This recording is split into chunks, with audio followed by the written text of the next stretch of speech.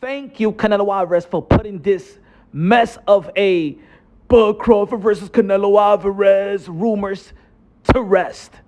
Ladies and gentlemen, that was a video game fight.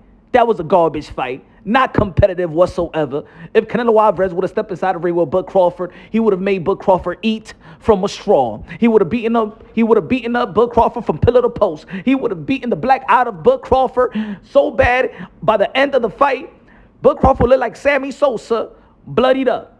Yeah, he would have beaten up Bud Crawford like Triple G beat Kell Brook, breaking the eye socket, probably too.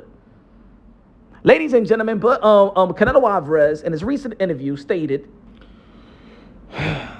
confirms that there's zero chance that he will fight Terence Bud Crawford. He says, I have nothing to gain and everything to lose. If I beat him, everyone will say he was too small. And yep, I agree with Canelo Alvarez 100%, y'all. 100%. No 99, no 98, no 97, but 100%, mi gente.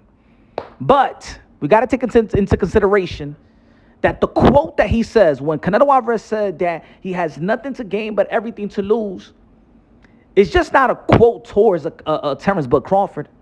It's also a quote that could be used with David Benavidez, the fight that we all want to see. I want to see the fight.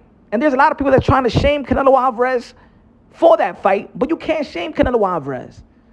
Because in the end of the day, the quote that Canelo Alvarez used for Terence Bud Crawford is the same quote that he could use with David Benavidez.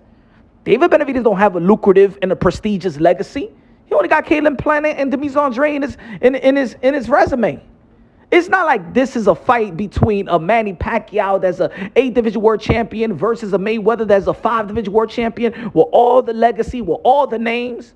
This is more of a trendy fight, believe it or not.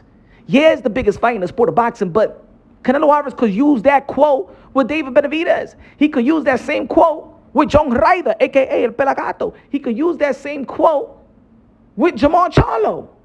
He could use that same quote. Now, he may not use that same quote if he wants to fight the winner of Bivol and Beterbiev, but for the most part, he could use the same quote with Jaime Munguia. He could use the same quote because what Canelo Alvarez has done, and I said a million a time, Canelo Alvarez have separated himself from his contemporaries of this era. There's a wide gap that most of these guys haven't even done 10% of what Canelo Alvarez has done. Nobody can actually do nothing for Canelo Alvarez.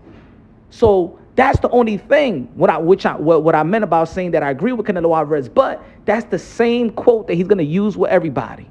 See, Canelo Alvarez could retire right now and nobody could be mad. Look, if Canelo Alvarez is going to stay active, of course, there's responsibility as an undisputed world champion. But to be honest, even if he beats David Benavidez, what's going to be on his resume? That he beat who?